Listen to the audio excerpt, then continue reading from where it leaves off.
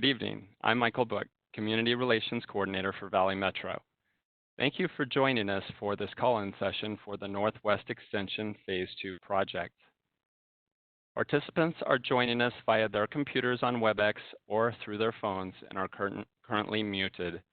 I'll describe the meeting format and how to participate in just a moment, but first, if you are having any technical issues, you may need to hang up or log off, then redial and reconnect.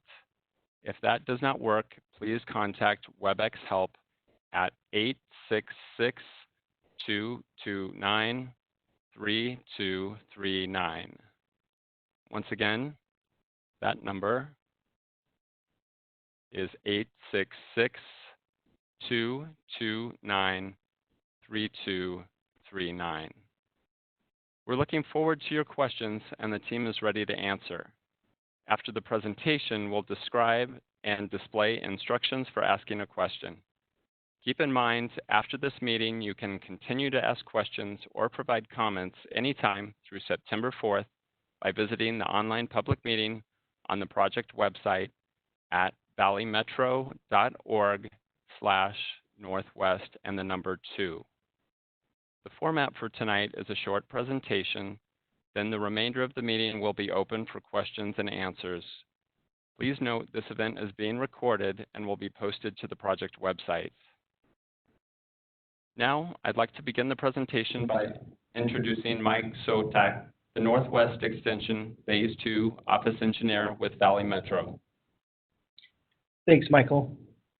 Good evening. As Michael said, my name is Mike Sotak, and I want to thank you all again for participating in this session. I'm going to provide a brief overview for participating in this session. I'm going to provide a brief overview of the project, discuss some of the design elements which are now finalized, and show you a simulation as well as a few project drawings. MB Finnerty, Valley Metro's public art manager, will review the art that has been designed for the project. Following MB, we'll hear from Gary Sanders, who is the project manager for the contractor, Hewitt McCarthy. Gary will go over the construction phasing and what to expect. Michael Book will then rejoin us to close the presentation with information about project community programs and ways to keep informed. Following the presentation, we will be available to answer any questions you may have. The information that we provide today is available with additional detail through the online public meeting portion of the project website. If you haven't already, we encourage you to visit the project site, view the information, and provide any input you may have. Now let's get started with an overview of the project. This project is part of a voter-approved regional transportation plan and is a 1.6-mile extension to the existing 28 miles of light rail in Phoenix, Tempe, and Mesa. The project will extend light rail from the current end of line at Dunlap and 19th Avenues, west on Dunlap Avenue, then north on 25th Avenue, and across I-17 on Mountain View Road, ending on the west side of the freeway near the former Metro Center Mall. 3 new stations will be added as part of this project. One on Dunlap near 25th Avenue, a second on 25th Avenue near Rose Mofford Park, and the third station will be near the former Metro Center Mall. A 4-story parking garage will be constructed next to the Metro Center station. When the project is completed, the transit center, currently located in the southwest area of the mall property, will relocate to the area below and adjacent to the Metro Center station. Now we're looking at the Metro Center station, just a figure that we could take a look at. This will be the first elevated station in the Valley Metro light rail system. The station will be covered overhead, but will be open to the air on the sides, with rails covering the bottom portion and the open air sections being toward the top. The parking garage in the back of the picture, as I mentioned earlier, will be located in the northeast side of the station. People parking in the structure will have direct access to the station from the top floor of the parking garage with access from lower floors. The project designers have created a video simulation showing this end-of-line station. If you're calling in tonight, I understand that you won't be able to see the video, so I'll do my best to try and describe what's going on and hope that you can check out the video on the project site later.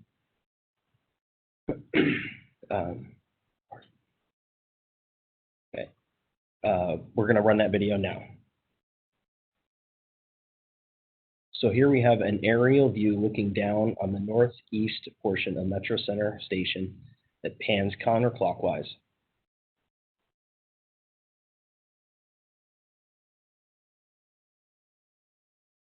Now it transitions to the light rail operator's perspective of entering the Metro Center Station from the east.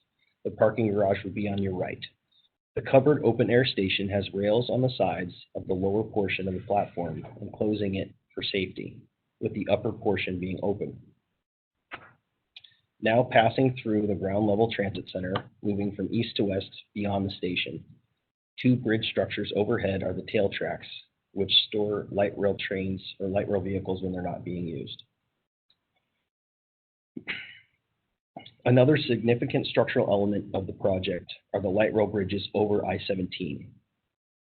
These two bridges will be on the north side of Mountain View Road. The bridges will be near Outback Steakhouse on the east side of I-17 and adjacent to College America on the west side of I-17. The piers supporting these light rail bridges are adjacent to the frontage roads outside of the freeway corridor. Again, all this information that we covered and more is included in the online public meeting section and throughout the project website at valleymetro.org/northwest2. As with the current 28-mile light rail line, art is a very important part of this project as well. MB Finnerty, Valley Metro's public art manager, will describe the art design for this project. Thanks, Mike. The public art design for the project embodies the rich historical character of the communities, which will soon be connected by the train. Stakeholders selected 5 local and 2 national artists to create works of art that reflect unique aspects of the surrounding area.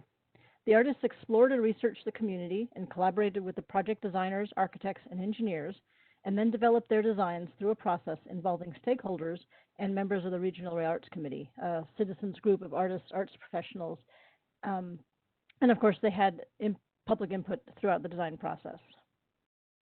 The online public meeting on the project website provides some great detail about the project art and the locations, as well as artists' backgrounds, inspirations, and other projects in which they've worked.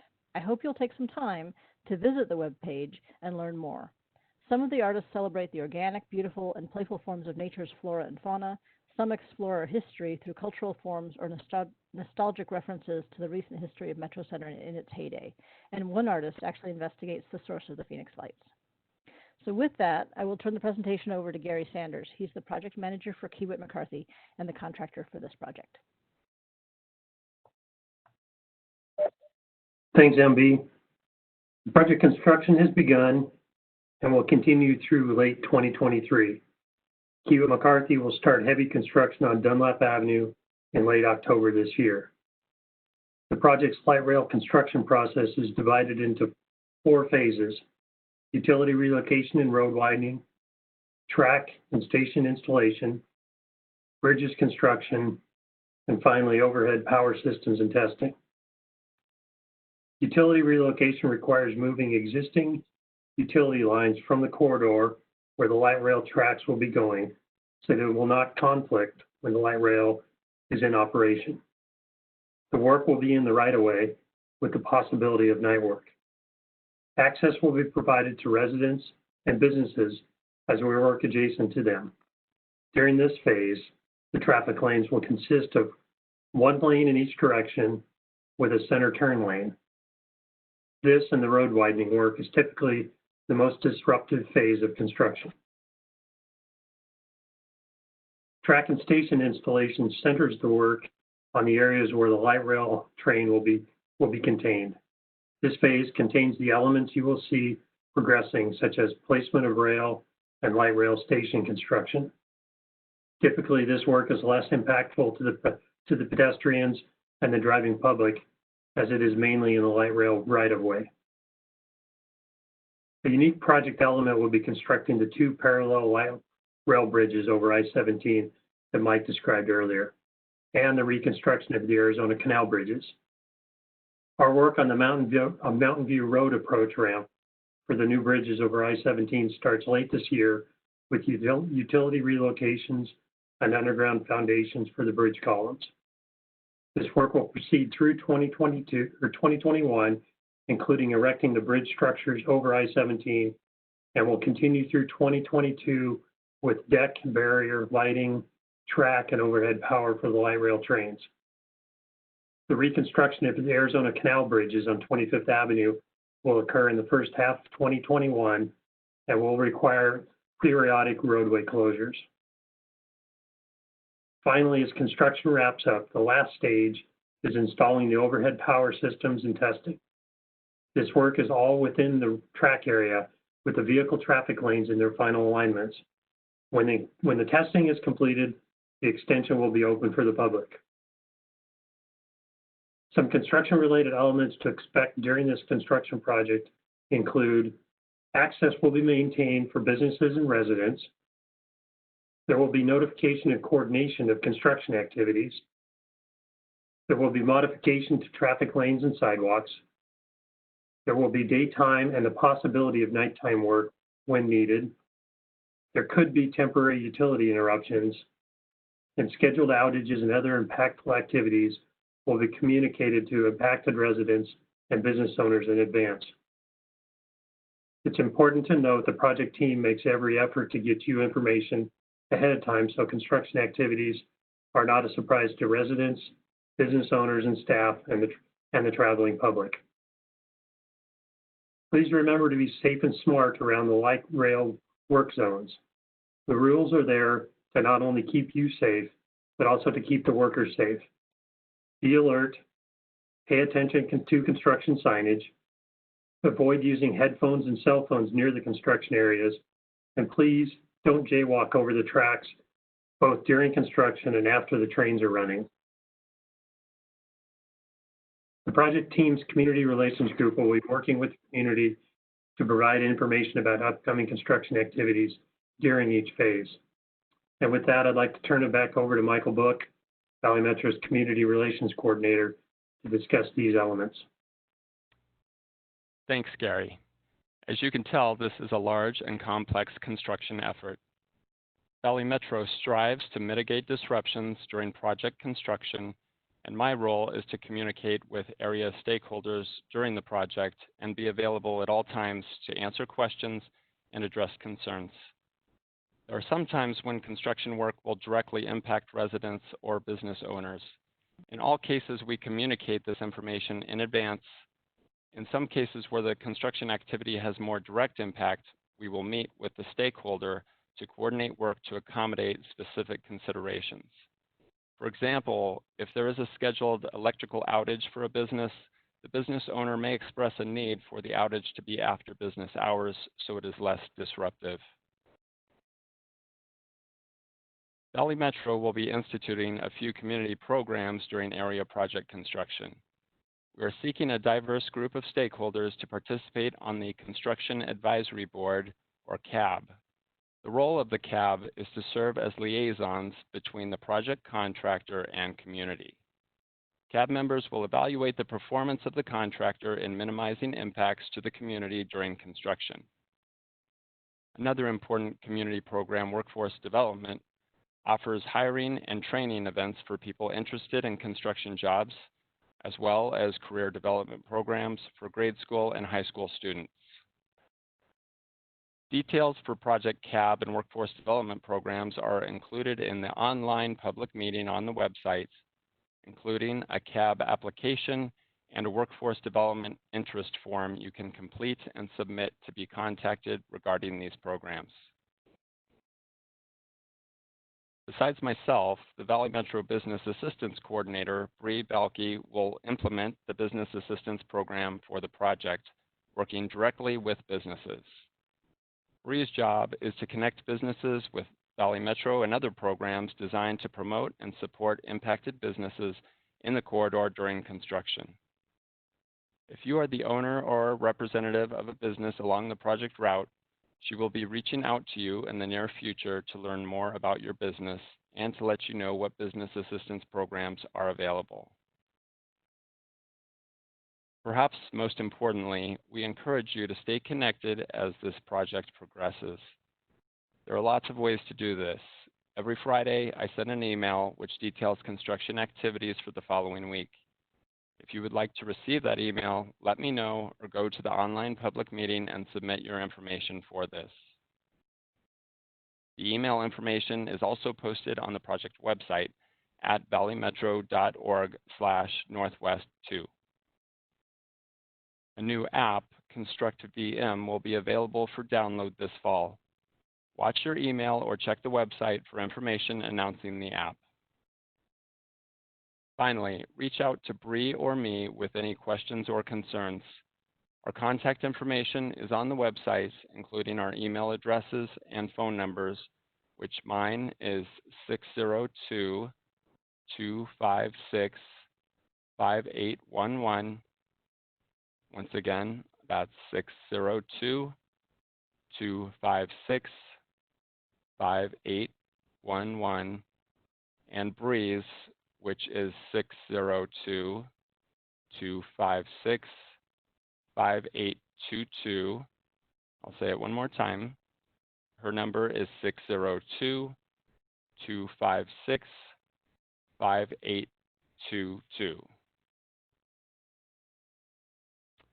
That concludes the presentation. Just a reminder, you can review this information in more detail by visiting the online public meeting at valleymetro.org/northwest and the number 2. Now we'll begin the question and answer portion of the meeting. For those of you using WebEx through your internet browser, go to More Options at the bottom of your screen and then select Raise Hand. If you're using WebEx through your smartphone, select Raise Hand on the bottom right of the participant list. If you're using the WebEx computer application, open the participant panel from the menu at the bottom of your screen, then click on the hand icon. When you're done speaking, click Lower Hand or click the hand icon again. We have 2 slides which show the instructions for asking a question and raising your hand. We will be toggling between both slides during the remainder of the meeting. If you are joining by phone, press *3 if you'd like to ask a question. This gives us a hand raise signal, and when it's your turn to speak, we'll call on you and your line will be unmuted. When you finish speaking, press *3 again to remove the hand raise signal. And a reminder, if you are having technical issues, please contact WebEx Help at 866-229-3239.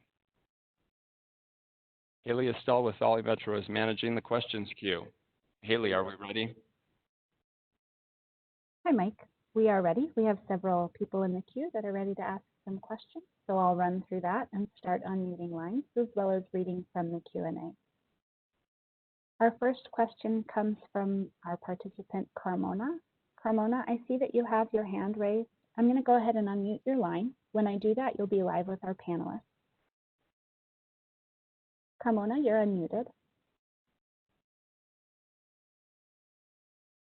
Carmona, if you can hear us, you're live with the panel. Okay, we can come back to Carmona. I'll go ahead and read the question from the Q&A that was submitted by Cindy. Cindy says, does the end of the line have turnstiles? So for the Valley Metro system, there aren't any turnstiles, and that also includes the Metro Center station. When we put that in, it will be all consistent with any other station where you do have the unit that you can walk up to and pay for your fare there as well, but there will be no turnstiles there. Great, thank you, Michael. Our next caller is Scott. I see, Scott, that you have your hand raised. I'm going to go ahead and unmute your line. When I do that, you're going to be live with our panelists. Scott, you're unmuted. Thank you, Haley. Good evening. Sure. Question, and this may have been addressed at the outset. I was a couple minutes in, but it appears that the alignment of the tracks is directed right at the Metro Center Mall. Is it assumed that the mall will not be there by the time the construction is completed and there'll be space to continue the line in that direction? So, thank you for your question. So it is extended towards the mall as a part of our design, and part of that does include the tail track, which is track that extends beyond our service area and is used for the storage of rail cars. And I know that if there was a decision to move forward with another extension, extending this project on, then they could utilize some of the section of that tail track, so it wouldn't necessarily have to be a straight shot through the mall. It could turn at that point and still avoid the mall where it stands right now. So just because the mall it looks like it's going straight towards the mall at that point, it doesn't necessarily mean that there would be a change to the mall to make it happen. Okay, thank you. Thank you, Scott. Great, thanks, Scott. Our next question is from Samantha. Samantha, I see that you have your hand raised. I'm going to go ahead and unmute your line. When I do that, you'll be live with our panelists. Hi, now that Metro Center is closed, how beneficial will this extension be? How many people are going to ride it to the very end? So with the extension ending at the mall, we have been working with the property owners of the mall for quite some time now. The project team has, and the city of Phoenix. And the plan is we know that the current owners have closed the mall, but they are actively looking for someone to purchase the property, and the city is working with them on that. So we know that there could be development plans that do come to play at some point. However, an important feature of this extension is the tracks we build the bridge over I-17, and it really opens up more connections with the West Valley in general. So not only is the light rail station going there, as we mentioned, there will be a transit center there as well. So we'll have local and rapid bus routes that do leave from that station as well. So it's not only there for light rail, but it is an important gateway. It opens this up for more connections with the West Valley as well. Does that answer your question? Yes, thank you. Thank you. Great. Thank you, Michael. Our next question comes from Angie. Angie, I see that you have your hand raised. I'm going to go ahead and unmute your line. When I do that, you'll be live with our panelists. Hi, thank you guys so much for doing this. I know it's difficult with COVID. First, I just want to say I'm super excited about this extension. I lived along 19th Ave during that extension, and it really wasn't that big of a deal. I'm now living at San Valiente, which is kind of like 23rd and Dunlap, for those who don't know. And so I'm wondering, when it comes to things like interruptions, especially things like power, which it happened before on 19th Ave, will you be working with the management company to be able to provide notices for the residents? Yes, definitely. So myself and Bree have been working on the project for quite some time. I know I've been out in the community for probably 8 months or more. And what I've been doing in advance of this construction is trying to make sure I get to know who's out there and get contact information for everyone. So definitely for your apartment complex, we do have contacts there, and with any apartment complex or any business that we're going to be impacting, we will be approaching them in advance to let them know what's going on. And in cases of apartment complex, we definitely will work with the management to make sure that notices are given out to the residents there as well. Okay, that's great. Will the information also be available online, like on the website, or you mentioned the app, which I'm excited about as well? And I only ask that I've lived here for 3 years. They're not so great about notifying residents of things that happen, just to give you a little heads up. So I was wondering if there might be an alternative way to find out information too. Yes. So generally we try to get the information out there in as many forms as possible. So everything that we do basically would be on the project website, and that would be one option. As I mentioned, I do send out a Friday email that's a pretty detailed email. I started it when construction started a week or two ago. And so every Friday it goes out and it lets you know kind of a week in advance of what to anticipate. If there's ever something that's going to have more of an impact, like if there ever would be a street, a major street restriction, then we generally give you more notice than a week in advance. So sometimes even events happening that are further out, that would cover as well. So that is another option. And that is another way, both through the email and through the project website, when you would hear about when the app is finally going to be released, which would be, right now we're saying fall. And so those are three different options. And then hopefully your apartment complex also, maybe you get a flyer from them as well. Yeah, good luck with that. I did receive the first email I received from you last Friday, and that was very detailed. And so I just want to let you know I do appreciate it. And I encourage everybody to go and sign up for all of the emails. That was super, super helpful and very, very well done. So thank you so much. No problem. Thank you. And for anyone that is interested in signing up for those emails, the easiest way is to just send me an email. And my email address is mbook, so that's M and then BOOK at valleymetro.org. Thank you. Great. Thank you, Michael. Angie, if you could lower your hand, that would be great. I'm going to check in with Carmona one more time. Carmona, this is Haley. I see that you have your hand raised. I'm going to go ahead and unmute your line. And when I do that, you'll be live with our panelists.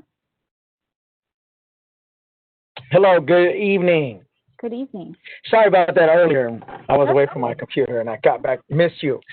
I'll just make it quick, just a couple of questions. One is, who is exactly the target of who will be riding from Metro Center, whether it's going through 19 North or are they taking this to the airport? Who is the average rider in mind during the development process? And then, we'll just start with that. We'll start with that. So with that, I don't think there necessarily is a targeted rider. We know what comprises Valley Metro ridership, and there are, like, students make up 30% of the ridership. So I don't think we necessarily have a target in mind because it does cover the gamut. We've seen people of all areas that do use the light rail. So does that answer your question? No, because I just know it's a lot of money and for the city to spend, but the revenue would obviously need to come back in some form. And if there's no general idea of who may be riding the rail within the next year, 5 years, is it designed specifically to carry people from Metro Center as a hub to get people from Deer Valley, from Glendale, and then to downtown to different functions, events for airport? I didn't know if it was professionals that are using it to commute to downtown. Just trying to figure out how much money the city is expected to generate back for implementing and extending, the rail and the transportation project. So definitely, I don't think there was a particular demographic, if that's kind of what I thought you were asking. It does, being at the end, and like I said, that it does go over I-17, so it opens it up to the West Valley. And because of that, we are getting, we do anticipate a lot of people that maybe had a harder time connecting with it being on the other side of the freeway, making it more available for people to go there, use the park and ride garage, and then connect with whatever mode of transit that they wanted. But definitely, rides to the airport are very common. Any events in downtown Phoenix as well. A lot of people commuting as well. Okay, that's fine for now. Thank you. I appreciate it. Did you mention you had other questions? That's fine. That's fine. I know we're probably short on time, so that's fine. Thank you, though. Okay, thanks. Thank you, Carmona. If you'd be so kind as to lower your hand, that would be great. All right, we do have a caller that has a question. Caller, I see that you have your hand raised. I'm going to go ahead and unmute your line. When I do that, you're going to be live with our panelists. When I unmute you, you'll get a message back on your phone indicating that you've been unmuted. I'm going to go ahead and unmute you now. Caller, you're live with a panelist. Hi, my name is Mark Schmidt, and I'm calling with more of a comment than a question, a comment to the previous caller, that I think we all need to remember that voters long ago voted with Transit 2000 and Proposition 400 to extend, to support the development of light rail, and in those original plans, the light rail was going to go beyond Spectrum Mall and has been extended already to Dunlap, and this is just a continuation of that same plan. The expectations of the public were that Metro Center and beyond would be connected. And also there was public criticism, that about ridership, and actual ridership has exceeded the expectation even of the experts by quite a long shot. And, it's not just people commuting to and from work. It's people, like you mentioned, that are students. It is people who are, poorer, that can't afford to drive. And then there's also the public benefit. You're wondering what's the revenue coming back. There's the public benefit of less car pollution because of what the rail is providing. And if we fail to meet public pollution standards, we lose federal funding of our highways and streets. So that's my comment. Thank you very much. Great, thank you. If you'd be so kind as to lower your hand by pressing star 3, that would be great. For now, Michael, that's everyone who submitted a question. As a reminder for those callers, you can press star 3 to raise your hand and address the panel. You can take it from here, Mike. Thank you.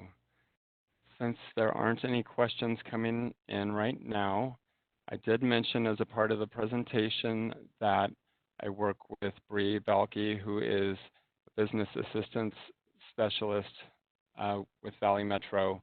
And I wanted to maybe take a minute for her to introduce herself, because if you're a business owner or representative, she is someone that you definitely want to know. So Bree, do you mind giving a brief introduction and maybe mentioning some of the activities that you'll be doing with businesses?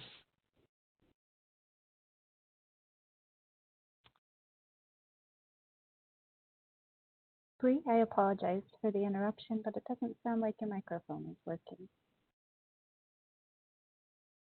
There we go. Technical issues, right? Much better, thank you. Okay.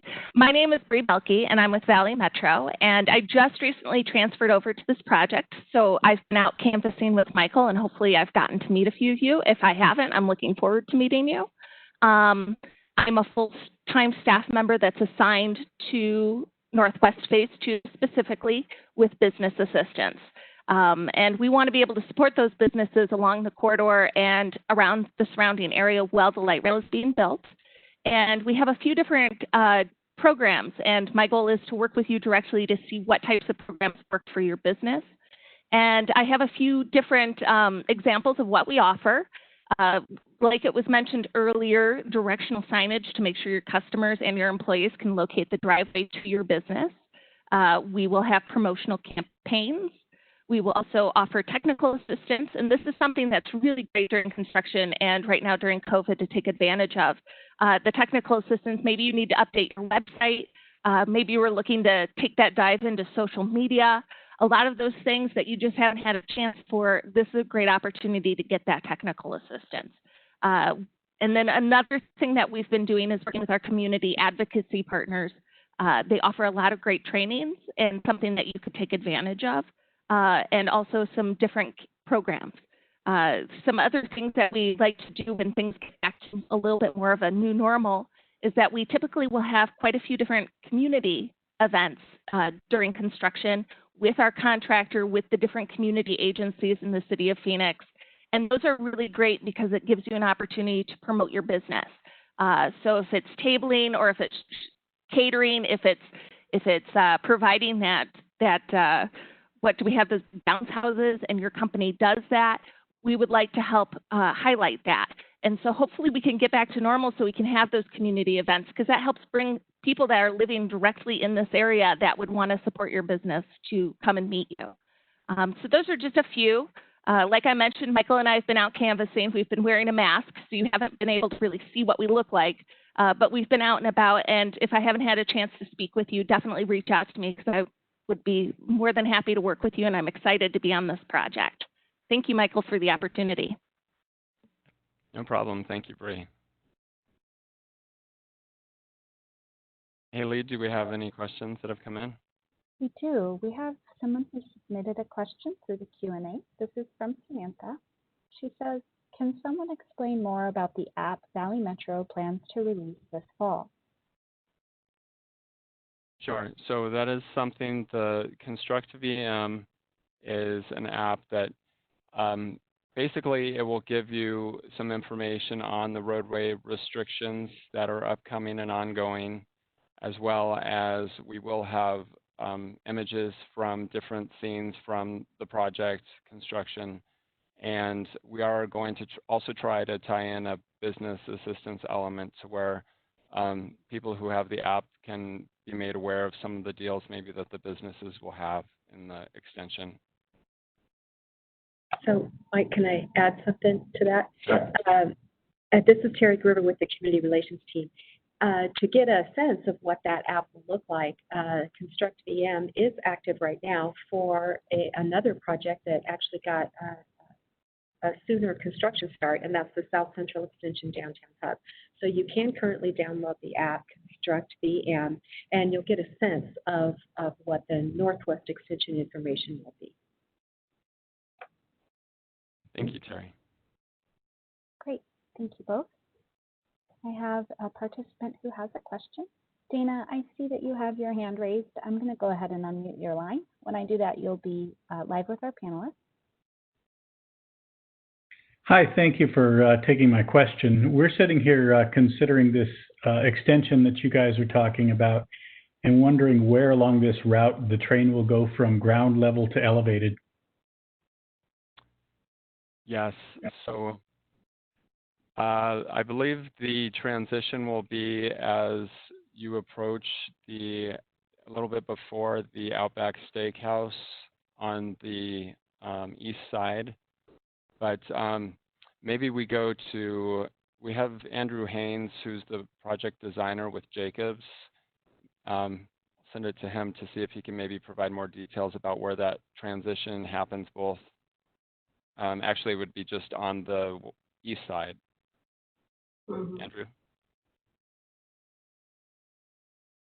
Hi, Andrew. Sorry to interrupt. Sounds like your microphone's not working. Can you double check that for us?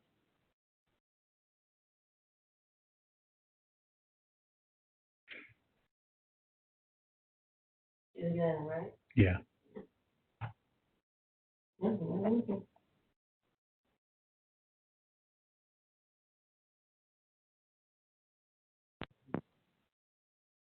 Can you hear me now? Yes. Yep. Perfect. Thank Little you. technical difficulty there. We will go to aerial as we transition from 25th Avenue to Mountain View. As we turn the corner, as soon as we turn the corner, we'll begin to go aerial. And by 26th Avenue, which is just before the Outback Steakhouse, we will be completely elevated above the roadway. So that's where that transition takes place. A further question then that pertains to this, there's a bike path there parallel to the canal. How will that be crossed?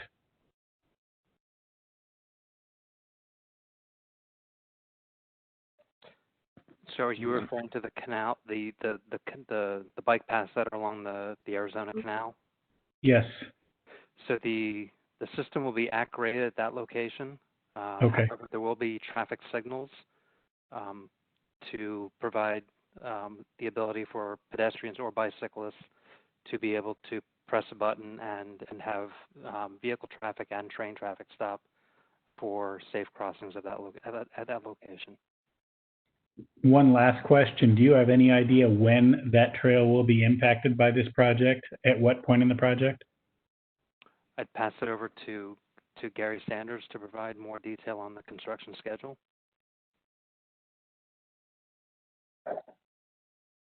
So we start construction of the canal bridges in early 2021. So at that point in time, we'll work with the city of Phoenix to set up a detour for the bike trail there. And then we should be done with the bridges in July of 2021. So it's about a 6-month window or so where we'll be impacting the bicycle trails there on the side of the Arizona Canal. Okay, thank you. If I could add one more thing, and Andrew, I'm going to get back to you for a second, but as far as the light rail alignment, so you may or may not know it's on the south side of Dunlap right now at the park and ride area, the transit center there, and pretty quickly with our project, it will transition to the middle of the Dunlap Avenue roadway and be there for a majority of its path on Dunlap before it approaches 25th. As it approaches 25th and goes north on 25th, the alignment will be to the east side of the street with both travel lanes on the west of it. And maybe Andrew, could you kind of mention maybe what happens with the canal and the light rail crossing at that point so people can get a good idea of what to expect? Sure. As we transition from Dunlap to 25th Avenue, the light rail will be on the east side of the street, and it'll continue on the east side of the street, overcross both the canal and the Arizona Discharge Channel, the AC/DC channel, and as well as it continues to Rose Moffett Park. It'll always be on the east side of the street as it goes north on 25th Avenue, and then as it transitions to Mountain View, it'll be on the north side of that street. Thank you. Great. Okay. Thank you, Michael and Andrew, and also Gary. Dana, I'm going to go ahead and mute your line. For now, it looks like that's all of the questions that we've got from the audience at this point. Yeah, we got some good questions. Oh, it looks like I've got one more coming through with Carmona. Carmona, I see that you have your hand raised. I think you know the drill by now, but I'm going to go ahead and unmute your line. When I do that, you'll be live with our panelists. Thank you again. So the past couple of weeks, I've been riding the rail more than I've ridden before, and talking with different people about things they'd like to see with the expansion and also with existing conditions with the light rail. One of the issues brought up is more lighting or better lighting at some of the different stations and different stops. Is that something to look into with the current stations now? Also, another concern, especially on the extension and the North 19 area, is security and also more public safety. And so regarding, I guess, any more police or different type of security situations, how would that be handled moving forward? So with the lighting, maybe I'll send it back to Andrew so he can describe what you would expect with the stations that we're constructing and as far as lighting goes. Andrew? Yeah, thanks, Michael. The stations will be very well lit, and it sounds like, Carmona, both of your questions are really related to safety and security, especially as it pertains to nighttime activities. So we are very aware of that. Stations will be well lit. As we go to the Metro Center station, in addition to a well-lit station, we will also have active security personnel as part of that area at the end of line that will be there throughout the the duration of bus operations, so that that pretty much extends through the full duration of the time that the station is open. Security personnel will be available to just to keep an eye on things. In addition, we also have security cameras that are placed strategically throughout the system to maintain the safety of the system. And that's right. So not only as a part of this extension, but with the whole light rail system, we do have the cameras in place at each of the stations. I know that the security efforts have been stepped up recently. With last year, we had 24 security staff members that were added to the existing team of 133, with making the total close to 160 people. In addition, for the past year or two, we've had another app, Alert VM is the name of that app. There's always been the push buttons on the trains to where if you saw some type of emergency, you could press the button and alert the operator. With the Alert VM app, it allows you to just have something on your phone if you see an incident or someone that needs medical assistance, anything like that, then you can do it directly on your phone and it notifies security personnel. And I understand they're really quick to react and get you most times by the time the train's at the next station. So that is another thing that Valley Metro has done. And by using the app, if it's a situation where you don't want to bring attention to yourself, it's definitely something that you can do more discreetly. So definitely download the app, especially since you said you're riding the train more often these days. That's great. Thank you. Great. No problem. Thanks so much. All right, Michael, I've got a few questions in the Q&A. I'll go ahead and start with the first one. This is from Jeff. He says, will there be any impact on access to First Watch or Outback restaurants?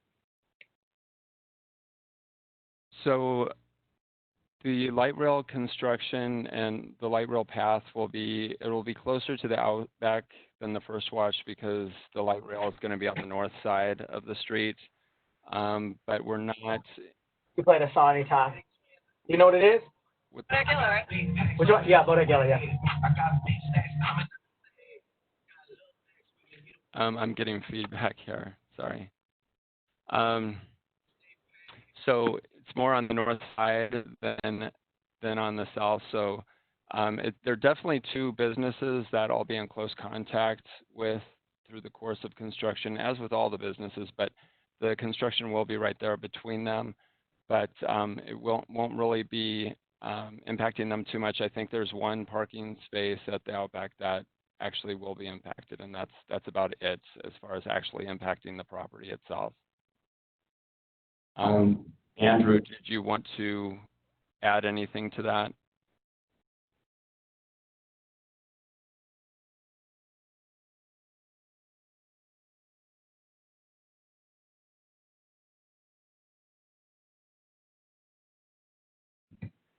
We cannot hear you, Andrew. Hi, Andrew. It's Haley. I don't know if you want to try to plug your device in again. Maybe unplug it and plug it back in. Otherwise, you might consider changing your connection over the phone.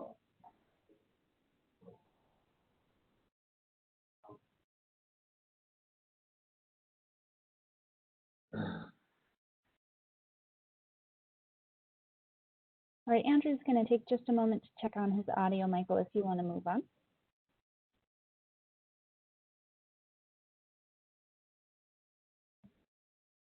Okay. If we get Andrew back, but as far as I know, that is the only impact is the one parking spot to the Outback restaurant.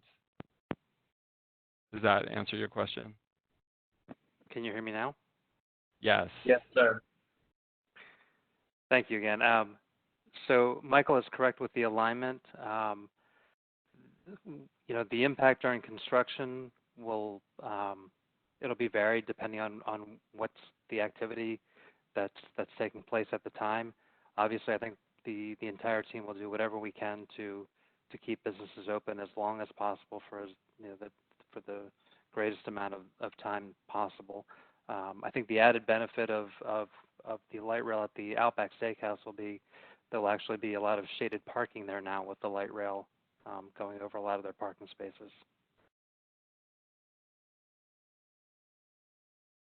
Okay, thank you, Andrew. This is Terry Gruber again with the Community Relations team, and just to, spread the fun, Mike is also having a little bit of technical issues. So Haley is helping him to get his video back going. So in the meantime, let me take over. First off, just to provide a little additional information to a previous question, and I'm sorry it took me a minute to grab the statistics here with help from the team. In terms of the ridership on the project, the ridership is estimated just for this 1.5 mile project. The ridership estimate is at between 3,000 and 3,600 additional riders to the system. So I know that we had talked about that earlier, and I'm not sure if that it was kind of what the questioner was seeking, that information, but I wanted to provide that just in case. So let me go to the next question here. And this is from Samantha. It's a little bit related to, I think, what Mike had answered earlier. And the question is, are you planning on hiring extra security personnel along with this extension? And if so, how many? So, Mike, I don't know if you're able to hear us at this time. Yeah, I should be good. Okay, great. So the only added security that I'm aware of would be at the transit center, as was mentioned, but they're still in the process of working out those details right now. So I wouldn't have any numbers to give you right now, but as mentioned, there is going to be the security presence at the Metro Center station and transit center as well. Hey, Michael, this is Marcus Coleman. There's one thing I would like to add to that as well. I know that we're having a lot of questions based on security and security needs that come with extensions. One thing that Valley Metro has done with partnership with the member cities over the last, I would say, year and a half, almost 2 years, is we've also hired what are called customer experience coordinators. And the job of these customer experience coordinators are not just to focus on security as like a typical security or fair enforcement person. These people are there to actually just add a presence on our system. And we actually assign them to a certain portion of our rail. And so as these extensions come on with the Northwest Extension Phase 2 and South Central, we'll have to add staff so we can assign those portions of those rail sections to them. And what they really do is they're there to help people navigate through our system, help people find transfer locations, connecting points, also serve as a way of having a presence at not only the platforms, but also on the rail. They call in issues, and it's not always a security issue that we have. Sometimes it's just cleanliness. Sometimes it's, graffiti. Sometimes it's trash at a location. Someone, threw trash at the can instead of in the can. There's just several different things that, these customer experience coordinators just really make sure that they're having that presence. They wear very bright fluorescent vests so that, they're easily to be recognized and to be spotted. If they see unruly behavior, it's not left up to a passenger to call in that behavior. They'll call that in. They work closely with our security team. And when I say security team, I mean our contracted security as well as our transit enforcement unit. And so there's multiple ways that we make sure that the ride is safe for all passengers and that the experience is a good and productive experience. And so I just really wanted to make sure we added that in there because I know there's a big focus on security when we look at these types of systems. Thank you, Marcus. Haley, are there any other questions? Michael, right now there are not. I will keep you posted if I see any more hands raised. Okay. So at this point then, since there are no questions, I wanted to send it to Madeline Phipps, who's our public information specialist for Valley Metro. And I know COVID is a big item on the top of everyone's minds right now. And maybe if Madeline could kind of mention what Valley Metro has been doing to make light rail and bus rides safe for everyone. Madeline? Sure. Thanks, Mike. So, of course, we always clean all of our vehicles in our system, but for the last several months, we've really enhanced our cleaning process for all of our cleaning public spaces. So we're using a new cleaning regimen called fogging, which uses an antiviral vapor misting system that can disinfect a large space, and it will also leave the surface clean longer. So, for example, we're doing that to our light rail trains once a month because it just lasts a lot longer. And then, of course, we're always doing cleaning for our high-touch areas like the ticket vending machines, handrails, water fountains, things like that. Our buses are also being fogged several times a week. So we're certainly enhancing our cleaning regimen, but then, of course, we're also asking our riders to help us keep the system clean and safe. So we are requiring face coverings on vehicles and at stops. So that includes bus, light rail, paratransit, dial-a-ride, and van pools. And if you don't have a face covering, there are several Phoenix transit centers where you can get one for free. And we've also partnered with Phoenix Public Library, who can hand them out as well. So yeah, we're really just asking riders to follow all of the health guidance from the CDC, make sure you're washing your hands, don't touch your face, all that good stuff, and we'll do our part if you do your part. Perfect. Thank you, Madeline. Hey, Madeline, I wanted to add something to that real quick, if you didn't mind, about the light rail. As the light rail administrator for the city, I'm always going to plug light rail as much as I can. So one of the things I want to say as far as the safety, as well as the fogging, one of the things that we're doing is at the end of line, the light rail vehicles are being wiped down at the end of line. So these vehicles are being wiped down not just at the end of the night when they go into the operating maintenance center. They're being wiped down throughout the day, all of our high-touch areas, like Madeline said. Every time we get to the end of line, we wipe them down before they start their new trip. You know, the handles, the push buttons, all of those things. And so it's really, you want to have people have a sense of confidence when they ride transit, knowing that, you know, you're taking a clean ride, a safe ride, and we're doing everything that we can that is reasonable to make sure that that your experience is a good experience. That kind of ties into, you know, what we say with the customer experience coordinators as well. So we really look forward to, you know, these extensions, look forward to the ridership increasing, people coming back to transit, and new riders trying transit. You know, every time we have an extension, that's an opportunity to reach new people and new different demographics. And so we really hope that we see that result from this fabulous investment that we're going to have in the Northwest Valley. Thank you, Marcus. Haley, do we have any other questions? We do. It's been submitted through the Q&A. I'll go ahead and ask that now. Hello, Crystal with JLM Strategic Talent Partners. Do you anticipate needing support in terms of professional staffing? What roles, if any, do you predict needing? We are DBE certified and can provide support. So with that question, that's probably something that... If you can submit to me in an email and I can find out if there is a resource for you. And once again, my email address is mbook, so MBOOK, at valleymetro.org. Additionally, like just in case people want to look around in the meantime, you can go to Valley Metro's website, and there is a doing business with Valley Metro section of the website that also provides some good information. But if you have real specific questions, Mike can help you.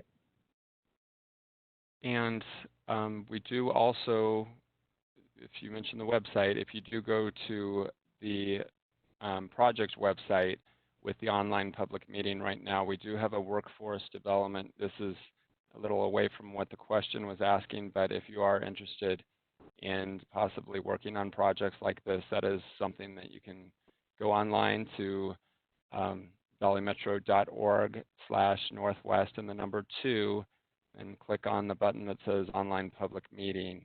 And then there is a tab for workforce development and an opportunity for, if you're interested, to apply and give us your information, and then we would be in contact with you following that.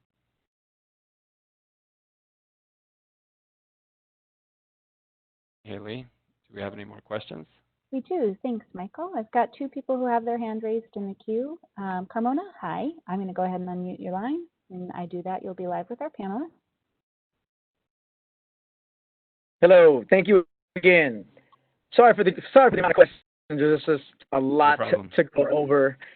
This question regards any programs or marketing or social strategy, anything to really motivate the people in the Northwest area, but just in any place that could be impacted by the expansion. What we're seeing is a lot of people in different neighborhoods. They I don't want to say the word fear, but they're not looking forward to some of the expansion because obviously going through the neighborhoods or through their main arteries of traffic for them, but also affordable housing, gentrification comes into play as well with some of these neighborhoods. Is there going to be anything to kind of get the people motivated in these certain streets and these certain areas to where A, they feel safe, B, they're comfortable, but C, that they're motivated to be a part of the new change that will be going through their areas? So regarding the security, I think we've mentioned what elements are in place regarding that element. For motivation, I think I mean, there's a few hotels in the area, and when I'm out there talking to them, I try to express, and a lot of times it hasn't even hit them that they, in a few years we'll have a light rail and a station close by, and so people can theoretically fly into Sky Harbor Airport, and if they're staying at that hotel and they don't have to rent a car, they can pay $4 for an all-day pass and ride light rail to the hotel. And I think that would be, excuse me, yeah, did you have a... No, I think you missed the question. So maybe I'll reframe it again. In certain areas of town, there's a lot of people that aren't looking forward to the expansion, not necessarily businesses, but actual residents, the people who reside there.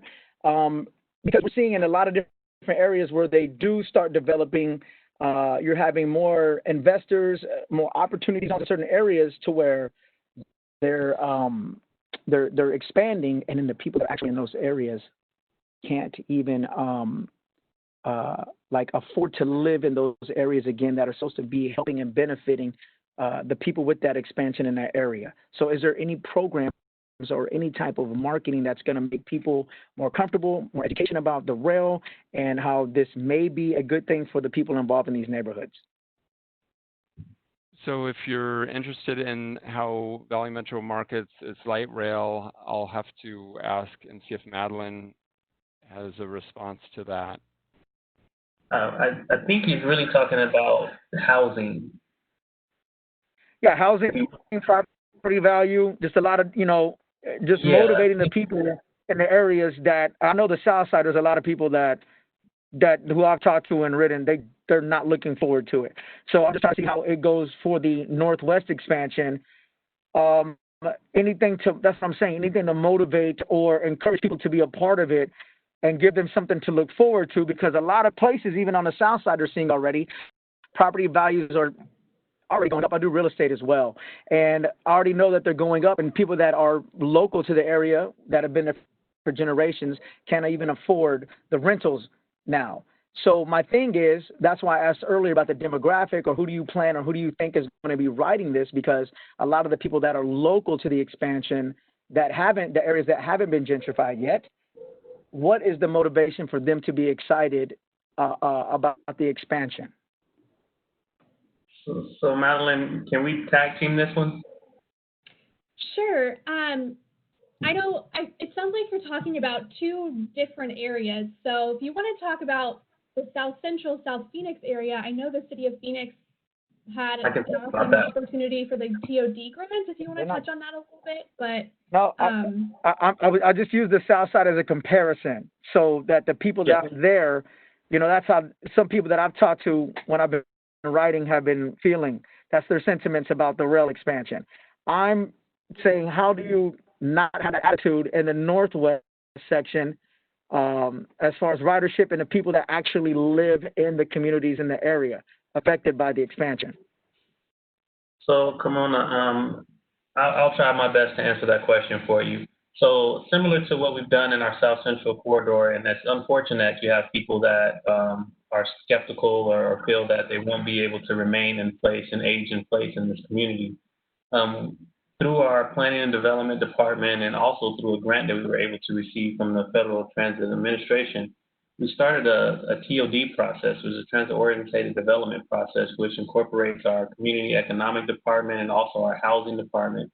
And the whole goal of that is to not only look at, you know, economic opportunities that are throughout these corridors, but to work with the community to their vision and see what their vision is for these corridors. So this is not a vision that's created by the city of Phoenix or by Valley Metro, but this is a vision that is actually created by the residents and the stakeholders and business owners that live in those corridors. We know that it's important as we move forward. Like you said, gentrification and displacement is something that's happening on a national level. It's a national concern whenever you have any type of large investment, such as what we're putting into place.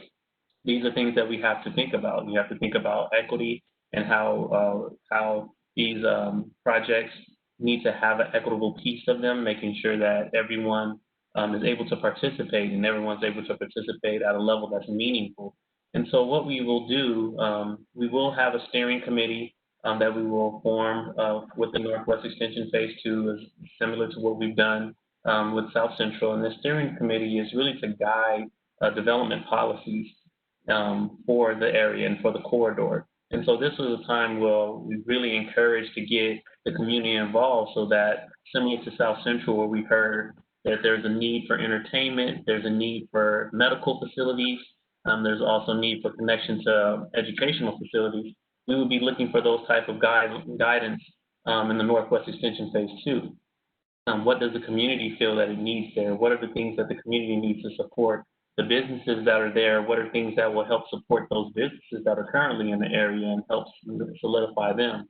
And so those are the things that we really, as the city of Phoenix, we really try to champion that because we want to make sure that these are projects that are done with the community and not to the community.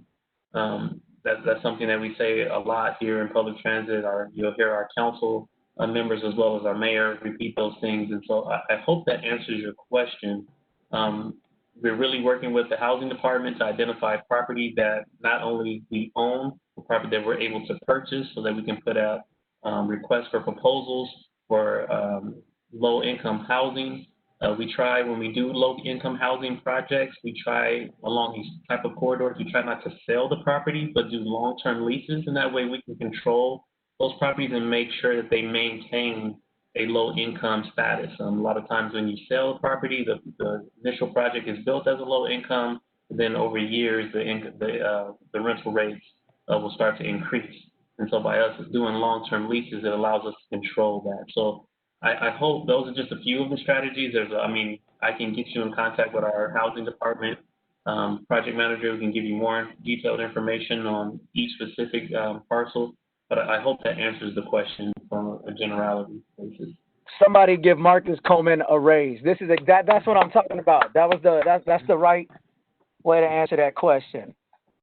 That was a good one. No, I appreciate that. I just think there was a disconnect on what the actual question and what we were addressing is. And so I think that's very important. I think those resources and those programs need to be more readily available for people to have easy access to. Remember, a lot of people that are in certain areas don't have access to the web as other people in other areas do. And I think sometimes in all that we do, in any business that we have to do things to get back to grassroots and just get down to the foundation level and explain certain things that may be happening at the city, at the transportation, at whatever level it may be.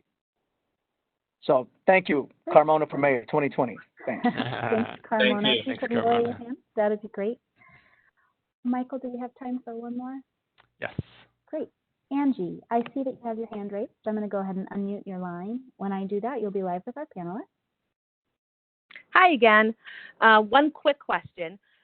During the construction phase along 19th Ave, Valley Metro issued a discount card for businesses, like locally owned businesses, which was terrific because it then made us aware of these businesses, and with the discount, urged us to give them a try. And I've found a few new favorites because of that, and including Thai Lotus, give them a plug. But is that something that you're planning on doing for this extension phase as well? So thank you for taking advantage of that program. I don't think we've decided yet which route we're going to be going with our business assistants, but definitely that is something that we have used on a few other extensions, and it has had some success. So it is something that we are considering, but we don't have it exactly spelled out. But if that's something you mentioned also earlier about communication about construction projects. Well, if you do receive the Friday emails or go to the website, that's where you'll also see information on some of the businesses that we're trying to promote as we're doing construction. So the point is just, if you can stay connected throughout the project, and I'll be here the whole time. So in 2023, if you want to find out a good restaurant, you can send me an email as well, and I'll let you know. But through all those other venues, we're definitely going to have means to help get the word out to the public about the businesses that are here in this area. So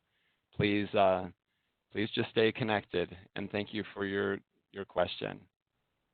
We thank you for participating tonight. Your input is important, and we appreciate you taking time to learn more about the project and provide your feedback.